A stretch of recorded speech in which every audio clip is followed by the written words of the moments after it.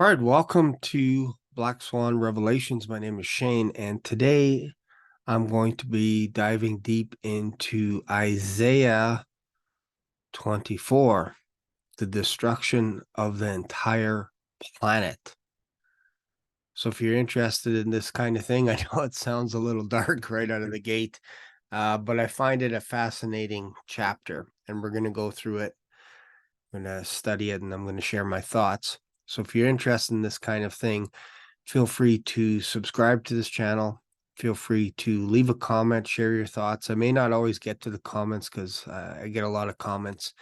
And really, if your comments are like a paragraph, chances are I can read and respond. But if they're pages and pages and you're just quoting scripture and stuff, I may not get to that right away just because I have a Bible app. I have a Bible, so I know the scriptures that you're making reference to. So it's up to you if you want to continue to just quote scriptures and then you don't have a thought or a question or anything like that. Like, I appreciate your comments so much. Like, I want you to think about the videos that I create and then share your opinion. That is valuable to me. Like, you can send a quote, but without a thought behind it, it doesn't really make any sense what you're trying to get at. So that's all. So if you like this kind of thing, again, feel free to subscribe. Let me know where you're watching these videos from. I greatly appreciate it. And what I'm going to be doing as well is from time to time, I'm going to be sharing tips and strategies as to how I get through the Bible faster than I ever have before. And I think this will be beneficial to those people that are trying to get through the Bible. I'm just going to spend a couple minutes doing that. And if you want to skip ahead and get right to the golden nuggets, you can do that as well. I might put it in the description where I start talking about Isaiah 24, but these are just going to be, I'm just going to be briefly talking for maybe 2-3 minutes on some tips and strategies, and then we'll dive right in. So, all right. So, one of the things that I do on a daily basis is I always have my Bible at the ready. I basically have a Bible. It almost seems like in every room. I have at least three versions. Yeah, three versions of this. This is the King James Bible. Three copies, I should say. So the other two you could see on my bookshelf. They're just on standby. I also have my end of verse and I have a Thompson Chain Reference Bible up there as well in King James. So I have four of those, plus this, plus I have another King James right here. This is in giant print. So if my eyes get a little bit tired, usually at nighttime, I'll go to this one. This is a giant print. But what I like about this Bible here is inside it has paragraph headings, whereas the one with the giant print does not have paragraph headings. And this helps when I'm going through the Bible at a quick pace. I like to know what's coming up. So when you see the paragraph heading, you know, oh, okay, this is what they're talking about. They're talking about King David is ready to face Goliath or whatever. You just have a little snapshot. And it's very easy to find stuff in the Bible when you have those paragraph headings. Without the paragraph headings, even though the print is bigger, sometimes it's difficult to find where, if you're looking for a specific subject, it's very hard to find, but I can find it no problem in this Bible, even though I don't have references in it. And that would be my first tip is, or second tip, if you will. First tip would be to have a Bible close by. When I go to bed, I put it on the railing. When I wake up, I put it downstairs at the kitchen table, make a cup of coffee. It's always there. It's always there. Second tip would be to find a Bible that doesn't have any commentary or references in it so that you could read it like a novel. Because how bad is it if you're reading Hitchhiker's Guide to the Galaxy and half the book is commentary as to what the book is about? What a distraction. Instead, it's better, in my humble opinion, if you're trying to get through the Bible, to not have any commentary, not have any notes. If you want to do a deep dive later, you can do that. But what I'm teaching you is how to get through the Bible faster. The third tip would be to finish the book that you start. And I know this is probably the most difficult tip because we like to bounce. We like to bounce from book to book. If we get into Genesis, we're getting close to the end. We're like, oh yeah, you know what?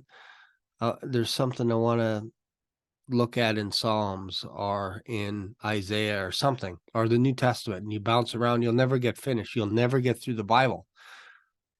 So right now I am going through Isaiah, and there's been several times where I've wanted to go and start a Genesis for my reading of the Old Testament. And for the first time in the last year and a half, I changed my reading of the Old Testament. I'm starting in Isaiah, starting fresh. So just jumping into Isaiah, and I'm going all the way to Malachi. And then I'm going to jump back because I just finished the New Testament. It took me about a week to get through, a week and a half. And now I'm going to focus on just going through the Old Testament, and I'm starting in Isaiah.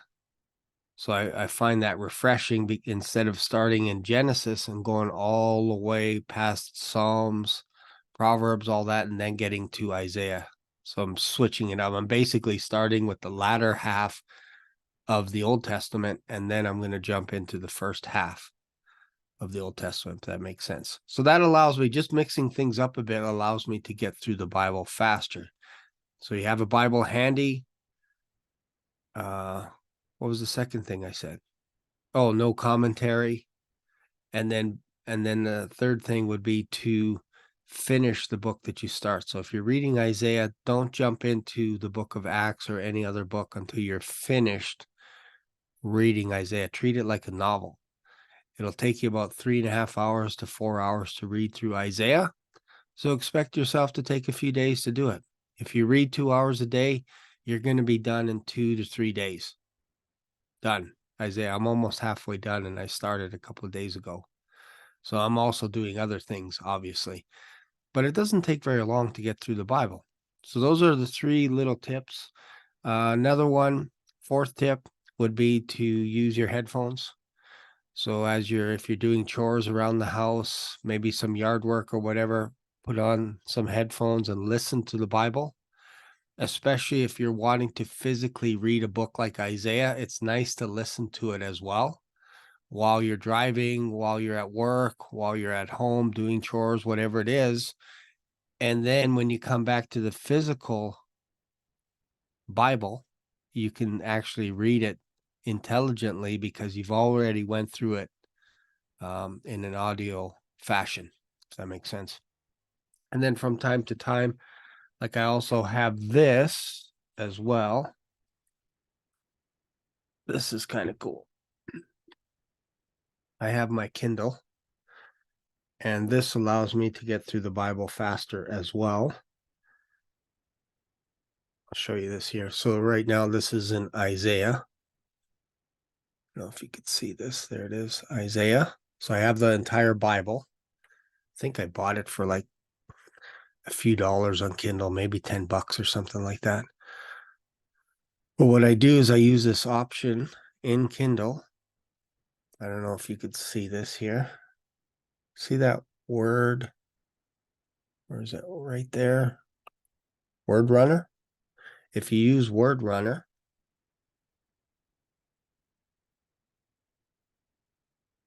you can actually adjust the speed to whatever you're comfortable reading the text at. So I have it at about 400 words per minute right now, I think.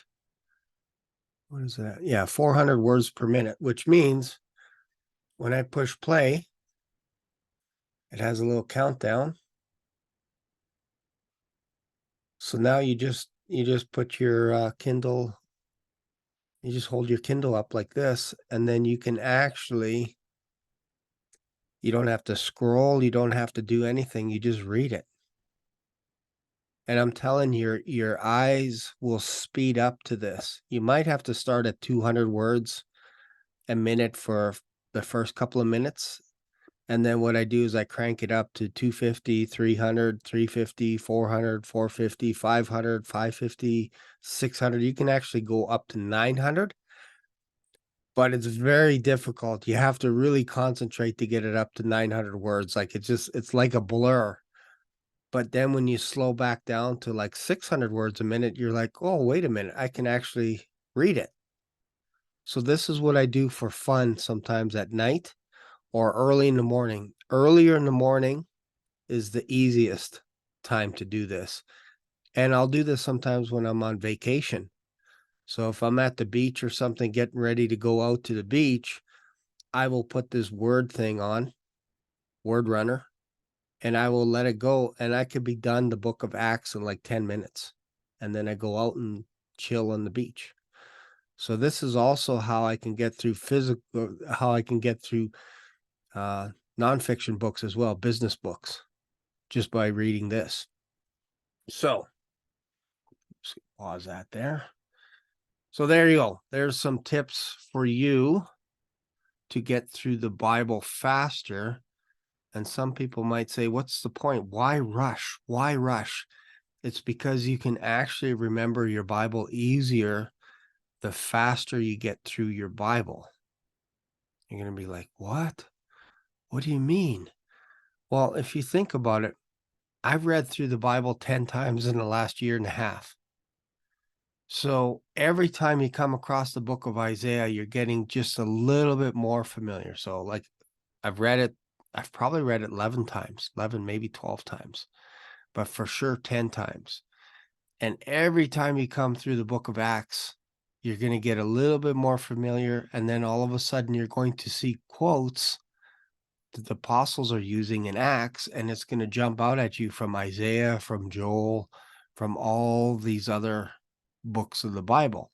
You're going to see it because you've actually shrunk things down. You've actually shrunk it down to a point where all 66 books feel like it's a novel. Like I see basically, and I've shared this with my sister, when I'm reading the Bible now, I see it like a movie. It's like one scene after another. I don't see it as words on the page. I see it like a movie. So again, the reason why you want to read it through in its entirety is because it's going to be impossible for you to read one verse a day and understand the context of the whole Bible, because that'll take you about 4 years or more, 10 years to get through the whole Bible. You'll never remember what you read. Genesis chapter 1, verse 1. In the beginning, God created the heaven and the earth. And you're going to be like, I don't remember that because that was like 10 years ago. Same thing with a chapter a day. A chapter a day could quite potentially get you through the Bible in about a year and a half. But you're probably not going to remember when you get to Leviticus and all this kind of stuff, because that'll take you 27 days to get through Leviticus. You're not going to remember anything. So this is why I tell people blow through the Bible as quickly as possible. Then if you want to do research, like on a weekend, feel free to do a deep dive. But I'm telling you, this is what helped me get through the Bible, and to understand the Bible is going over it and over it and over it again. All right, enough of that. Let's get into Isaiah chapter 24. And I know there's many opponents of this that will say it's actually more damaging to read the whole Bible. I've heard it. I've heard people say that. I've heard people tell me, friends tell me, slow down. You should slow down. You should just meditate on one verse. Just pick one verse and just meditate on that verse. I can't do that. I used to be that guy that would do that.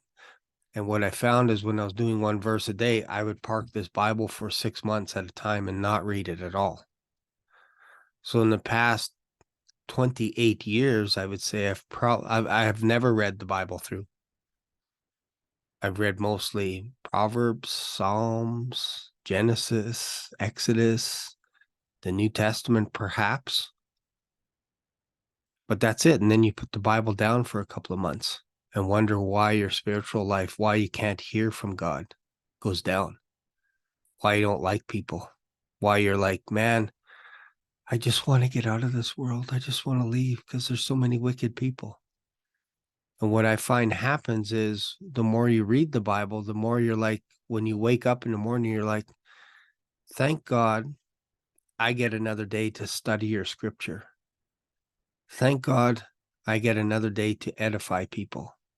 I'm so happy. If I'm here another 40 years, can you imagine how much of the Bible I will understand in 40 years from now? I'll be an old man, but man, oh man, that would be awesome. So this is what I look forward to every day, is understanding his word just a little bit more. Why? Because then I can understand what Jesus Christ did for us on the cross. So I don't care about anything else that's going on in the world. I'm not panicked. I'm not fearful. I'm not like, whoa, this is the end of the world.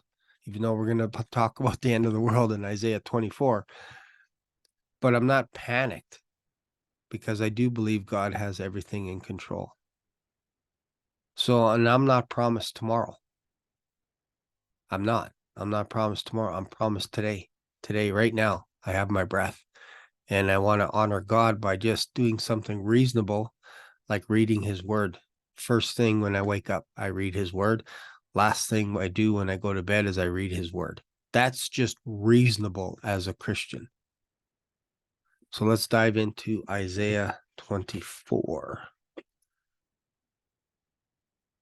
And I'll put in the description for those people that like to just jump right to the topic. They don't have time to listen to what I'm trying to tell them. They just skip ahead. They're in such a rush all the time. Rush, rush, rush, rush. There are people that tell me, hey, you should make your videos like 5 minutes or whatever, make them shorter. I'm like, yeah, you can't really fully articulate your thoughts in a 5-minute video. And then it frustrates some people because they have to click next, next, next. So I like making my videos longer. So you just hit play, and yeah, you're going to get a few commercials here and there, but hey. All right. The empty earth. This is a fascinating chapter, and coincidentally, it's on page 666. Isn't that interesting? Look at this. I don't know if you can see that. Can you see that? All right, there. 666. Ooh. All right. Behold, the Lord maketh the earth empty, and maketh it waste, and turneth it upside down, and scattereth abroad the inhabitants thereof. It's almost like one of those, you ever see one of those snowballs where you shake it all up and then the snow falls? Those are actually quite fascinating. Those little globes, those are cool. So this is almost like what the Lord is doing, basically turning the whole earth upside down and shaking the inhabitants in the earth, scattering them. And it shall be as with the people, so with the priest, and with the as with the servant, so with his master, as with his maid, so with her mistress, as with the buyer, so with the silver, as with the lender, so with the borrower, as with the taker of usury, so with the giver of usury to him. There's no mixture. Nobody gets a pass. It's going to be the same for everyone. The land shall be utterly emptied and utterly spoiled, for the Lord hath spoken his word, this word. The earth mourneth and fadeth away. The world languisheth and fadeth away. The haughty people of the earth do languish. So another little trick that I do is whenever I come across a word that I don't understand, because I'm unlearned, not very educated, I write everything down in this little notepad here. Can you see this? Yeah, so I just write little words. I'm trying to memorize Matthew 5, verse 1 to 12. So I'm just going through it over and over again. But I wanted to show you this here. I made a little note. So what I did is I came across the word languish. I'm like, I wonder what that word means, languish. Kind of always hear it, but what is it? So this is the definition of language, because the whole world is languishing at this point here. When God is emptying or turning the world upside down and scattering people, this is what it means, languish. Of a person or other living thing. To lose or lack vitality, grow weak or feeble, suffer from being forced to remain in an unpleasant place or situation. Remember, we're talking about the whole planet. To be or live in a state of depression or decreasing vitality. So now you might be wondering, what is vitality? I'm glad you asked. Vitality is the state of being strong and active, lots of energy, the power of giving continuous of life present in all living things. For example, seeds. When you plant a seed, it's got a life-giving mechanism built into its DNA. So when you plant the seed, it produces more seeds. So this planet in chapter 24, Earth, has a lack of producing seeds. They just have no energy to learn anything new. They just swipe, swipe, swipe, and they're unable to learn something new. They're unable to focus for long periods of time. I can't tell you how many people on my channel say, get to the point, because they're in a rush to get to the next video. I remember going to see Jordan Peterson live. That gentleman spoke for 3 hours, and there was nobody that said to him, get to the point. Come on, get to the point, because he can't. It's impossible for Jordan Peterson to get to the point in 5 minutes. You're not really going to see short videos. Excuse me. You're not really going to see short videos with Jordan Peterson. You're just not. It feels like his minimum is like an hour or two just to get his thoughts out.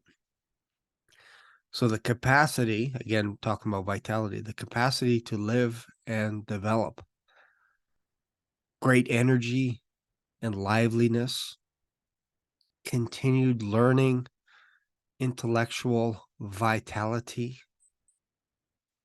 That means you're expanding your brain continuously. Like I'm studying the Hebrew language and I'm trying to learn it. I'm also diving into Greek as well, because there's an interesting, man, if you dive deep into the ancient church, the churches that were birthed out of the book of Acts, the majority of them spoke and wrote Greek, which is where you get the Septuagint. They transcribed the entire Hebrew Old Testament into Greek. Why? Most likely they were very close in nature. You may not be able to see it today, but the Hebrew alphabet has 22 letters. The Greek alphabet has 24 letters. Latin has 26 letters. So if you're speaking Greek and you're a Greek-speaking Jew, it would be nothing for you to transcribe stuff in Hebrew to Greek and Greek to Latin. Very, very easy. And the Greek Orthodox churches, that's all they would do is speak Greek. They had Greek scriptures. The whole New Testament was written in Greek. So for hundreds and hundreds of years, they understood what Paul wrote. They understood what the apostles were talking about Matthew, Mark, Luke, and John, they understood it inside and out. They probably really understood the book of Revelation as well, because that was written in Greek. And Jesus spoke Greek, he said, I am the Alpha, I am the Omega. Otherwise, he would have said something else. But John wrote it down in Greek. Jesus said, write this down. So he wrote it down in Greek, which tells me he spoke Greek, obviously. But that's a fascinating study. So when you get to Isaiah 24, people aren't learning anymore. They're languishing. They're content with the idea of relying on other people to teach them. And even then, they won't learn because they can't focus for more than 5 minutes. We got so many apps, TikTok, social media platforms, Instagram, even YouTube has shorts. These are quick videos, and I'm guilty of watching some of those. There's some fascinating things on there that I watch, and I'm like, wow, this is amazing. Some guys wheeling nunchucks and all this kind of stuff. I'm like, that's amazing. My latest thing that I'm watching is this guy that he can actually, with a revolver, an old Western, I don't know if it was a Smith and Western gun or whatever it is, but it's basically a one of those old Western guns, and he just goes like this, pulls the hammer back, and he could fire off. He does it so fast, he could fire off 4 shots in like less than a second. And it's amazing, from drawing to firing off 4 shots and then putting it back in his holster. I don't know. I'm a huge fan of the West, but I also like learning. I'm always curious. And maybe that's part of the secret, is always being curious. Because if you aren't curious, sounds weird. If you are not curious, you're going to start languishing. You're going to put your hands back behind your head and you're going to fold them. And you're going to be like, I don't care.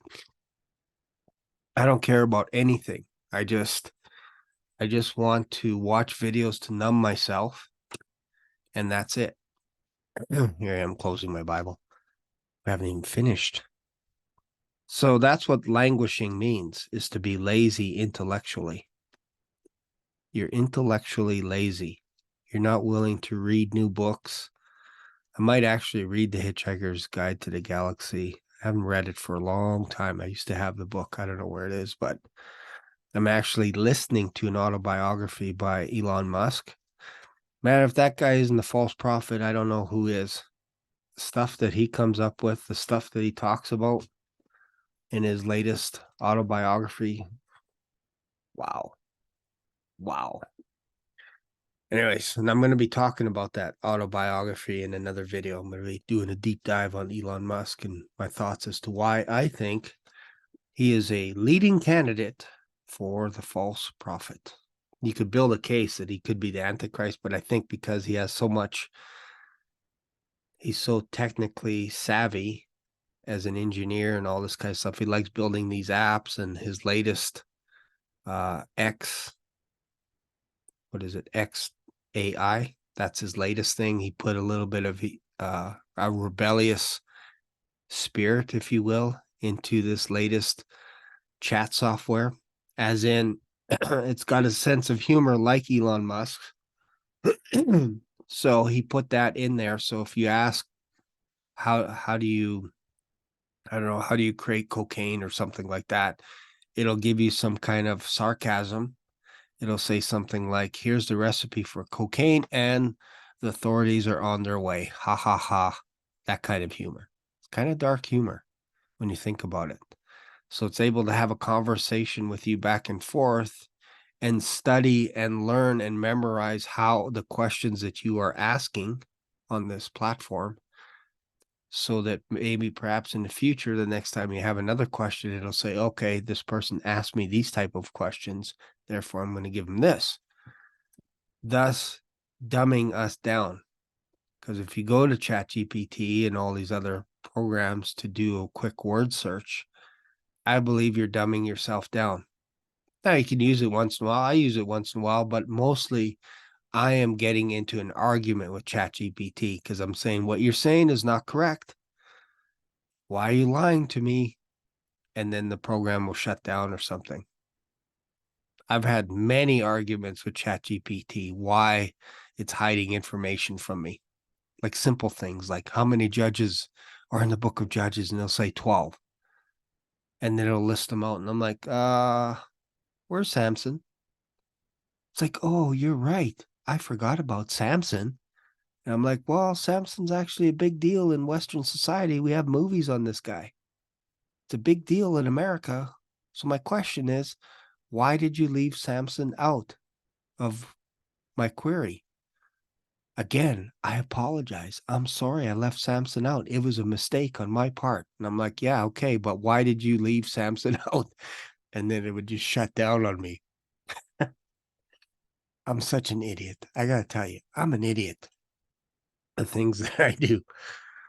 All right. So my point is you can't go deep spiritually with Chat GPT and with all these artificial intelligence mirage going on. I think it's probably some portal opening up to the Nephilim, pretending to be artificial intelligence. And we're just opening it up. We're opening up a portal for us to get the neural link implanted into our brain, all this kind of stuff. And it's probably, hate to say it, but it could be possessed by the Nephilim. Could be possessed. All right, so let's go. Crazy, right? This is why you come to this channel, for craziness. All right. People of the earth do languish. The earth also is defiled under the inhabitants thereof, because they have transgressed the laws, changed the ordinance, broken the everlasting covenant. That's interesting as well. Kind of sounds like all of humanity has broken the everlasting covenant. I wonder sometimes what covenant that is. The only thing that I could think of is this goes back to the Noahic covenant. Do not murder. Do not kill each other, because I will demand life for life.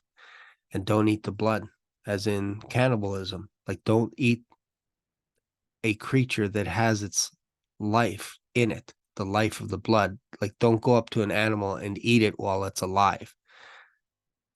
Don't eat each other. I know it sounds weird that you have to say that. You have to make that a rule.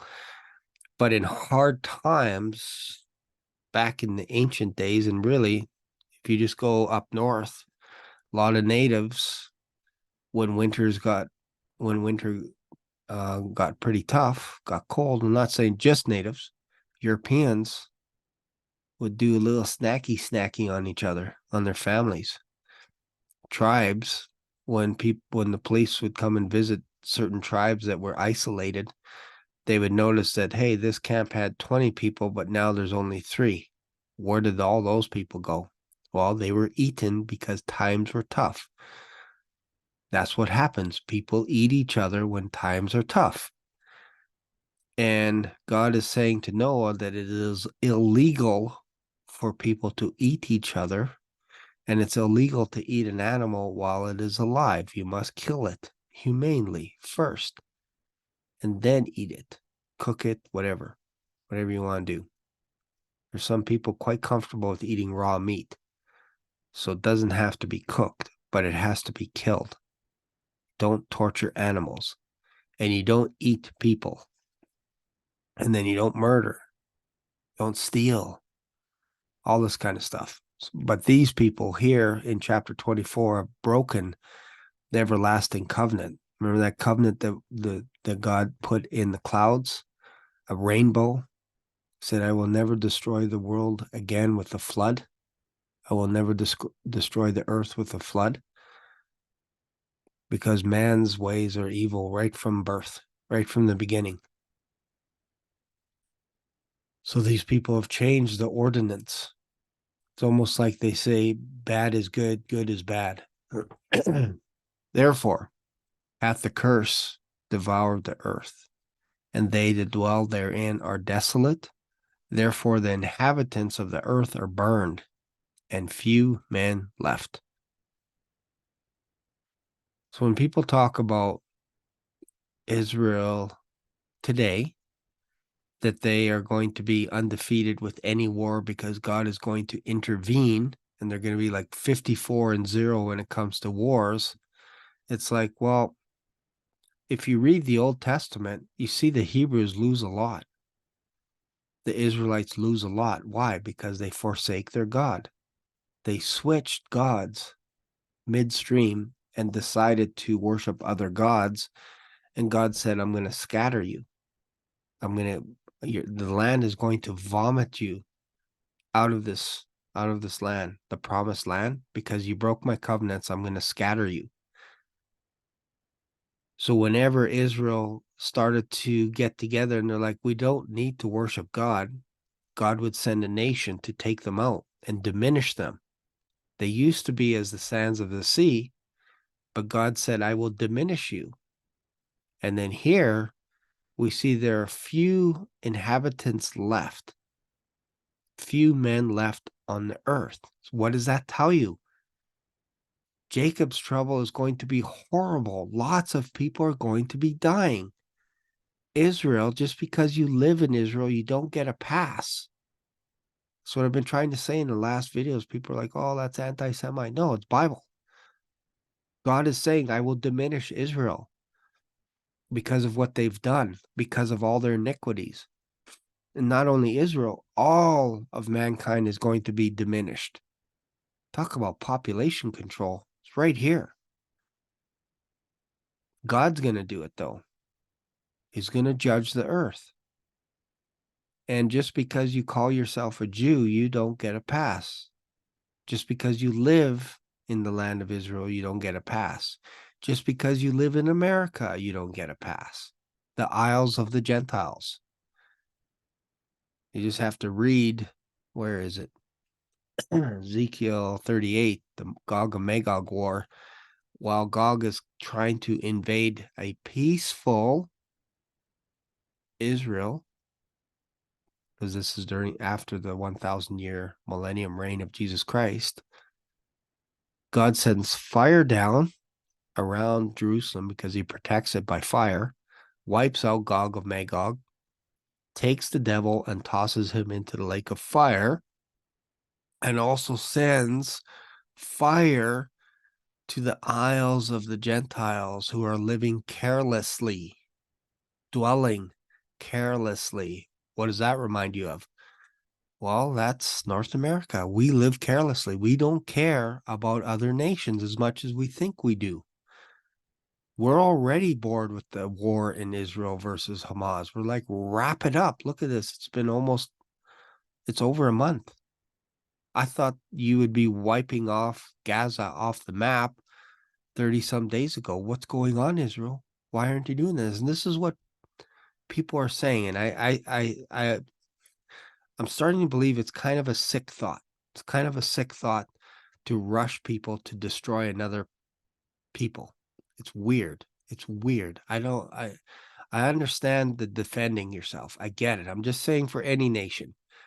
If you tell America, hey, you need to go to Iraq or Afghanistan or Iran to destroy or to wipe out Damascus and disintegrate it, it's weird. It's a weird thought. It's like you're addicted to blood. You're addicted to war. And in North America, we are addicted to war. We're addicted to watching gruesome videos on TV.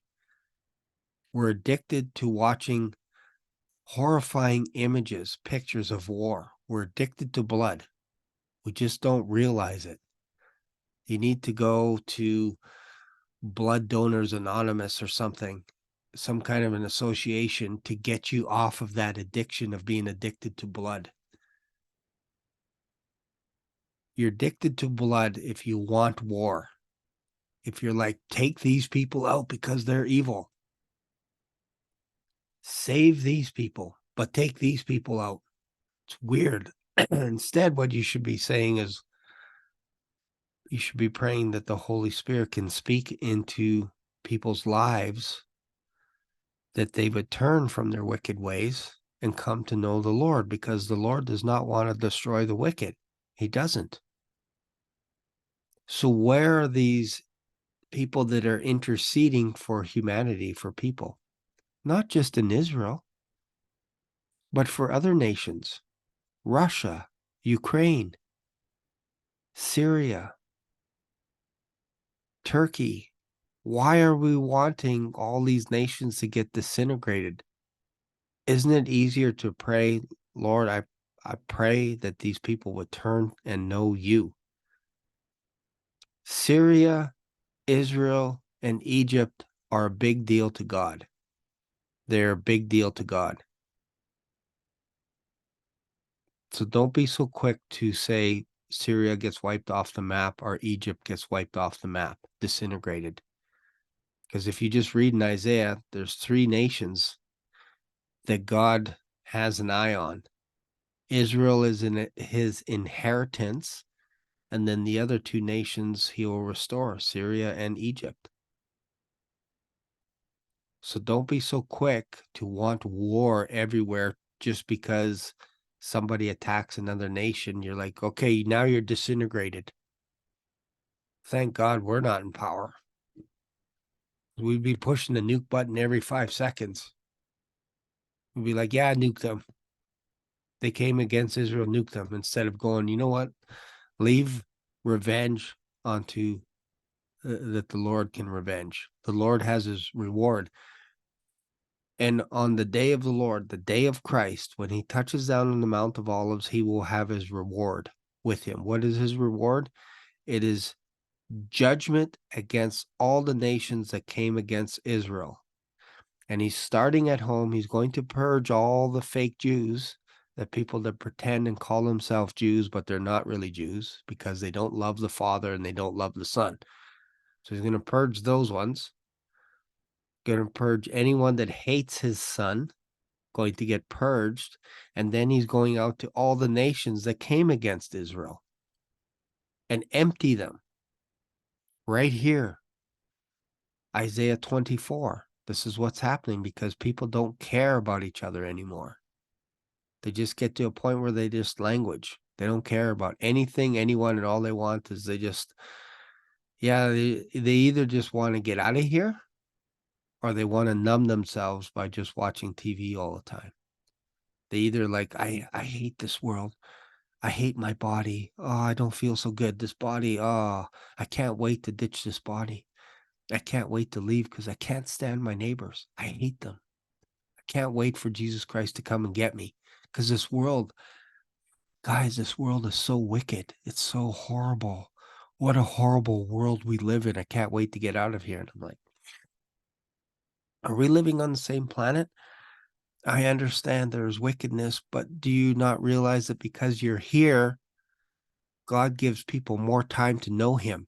Once you're out of here, there's no more time. So how selfish are you to not want other people to come to know the Lord? We're not promised tomorrow. But today you can reach out to someone. You can reach out to your neighbor. You don't have to hide from your neighbors. They need something. Give them another cloak. Give them another jacket. If they're hungry, feed them. You'll heap coals on their head. You'll turn them from being your enemy to your friend. And they get eternity with you. Isn't that a beautiful thing? So I get tired of people that are like, oh, I can't wait for the rapture today. I can't wait. Why? So you can get out of here and not help anyone today? Is that what you want? Like, it's weird. Like, I believe in the rapture 100%. I can prove it in scripture. But I'm also very happy that I get to study his word every single day. And I'm happy going to work. I'm happy driving around talking to people. I'm happy. I enjoy my wife. I enjoy my life. I enjoy my grandchild. Enjoy my kids. I enjoy going to Bible study. I don't isolate. Isolation is bad news. I go to church. I go to a Bible study. I read his word daily. The opposite of that is languishing. That's the opposite. You don't want to learn anything.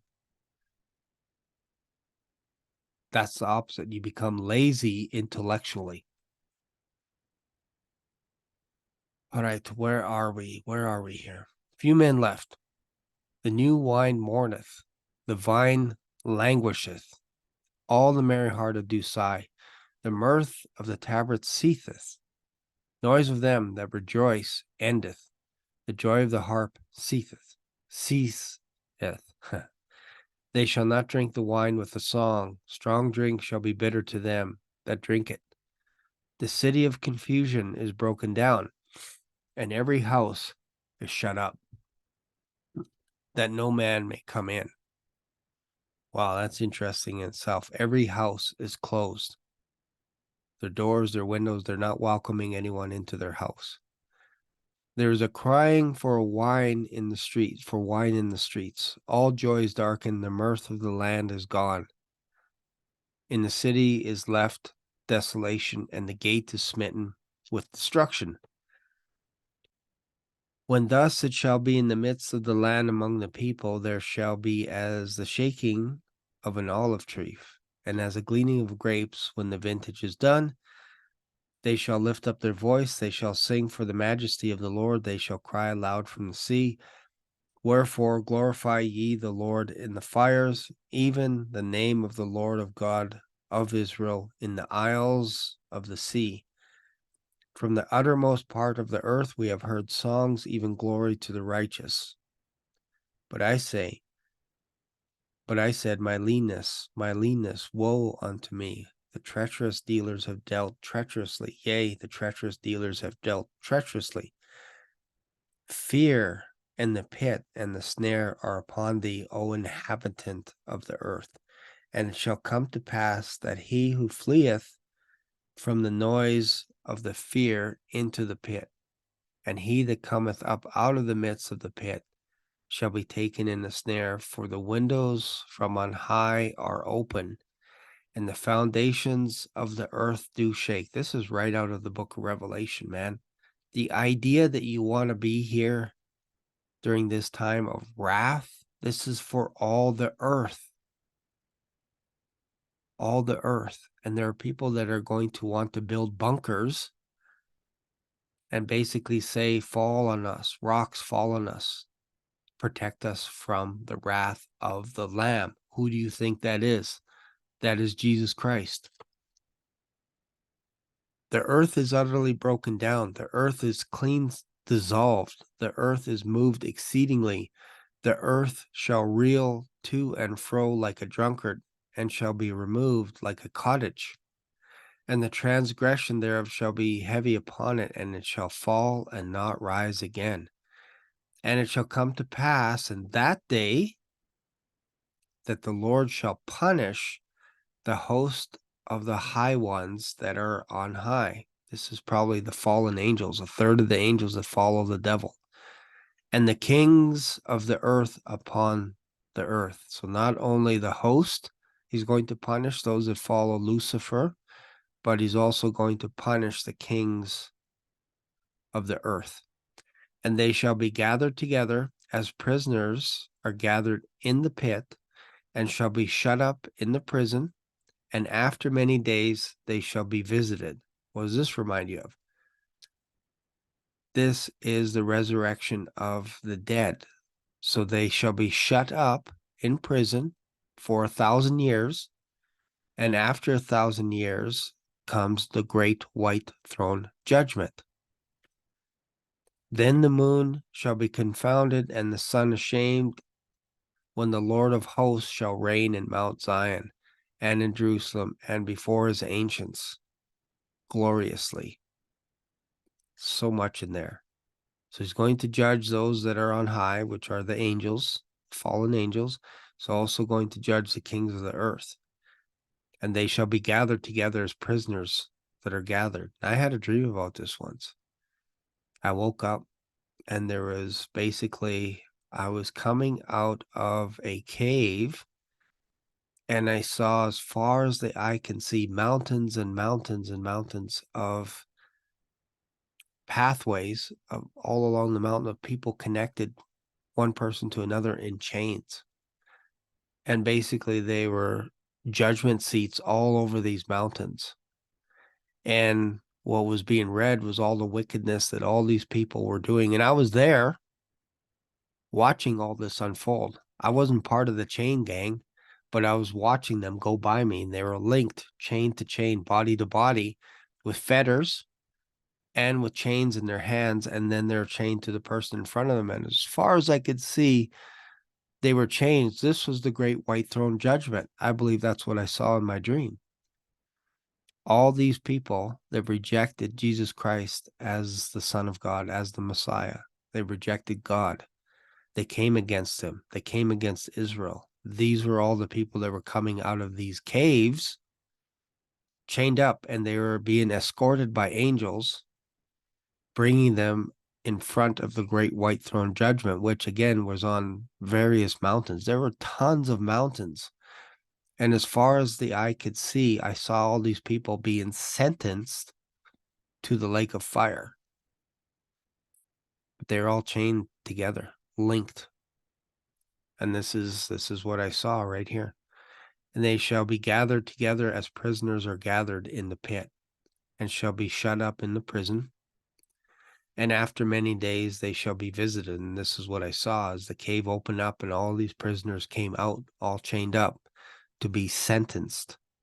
The books were open, which is the works that they did unto death, because the wages of sin is death. And then another book was the book of life, the Lamb's book of life. And when it was read that their names aren't in there, they got tossed into the lake of fire. Right out of Isaiah 24. Anyways, there you go. Now you probably feel like going for a walk or going to the park or something after listening to this video. Anyways, love you guys a lot. Hope you got something out of this. Hope this makes you think a little bit. Hope this makes you want to read more, read the Bible, read fiction, nonfiction, whatever your heart's content, but always be studying, always be learning. Don't ever stop. Always love on people. Give them a second chance. Give them a third chance, fourth chance. If you haven't talked to any family members, call them up, give them a shout. Friends that you haven't talked to for a while. Hey, how you doing? Let's go out for coffee. We have so much to be thankful for today. We get to breathe another day. Pray for your enemies. Jesus himself said that. It's not our job to judge anyone, as in condemn them to death. That is up to Jesus Christ. It's not up to us. Our job is to know him a little bit more today than we did yesterday, and to edify each other. That's the church. That's the body of Christ. We are designed as a body to edify one another. So if you got something out of this, feel free to subscribe to this channel. Feel free to let me know where you're watching this video from. If you like this kind of thing, let me know, because I can make more videos like this. I hope that you got something out of the tips that I have. If you like that, if you like the tips, let me know that in the comments. I'll make more tips. Yeah, that's it. And again, if you've made it this far, man, subscribe and share this video with someone else. Have a conversation about it. Anyways, talk to you guys later. Bye.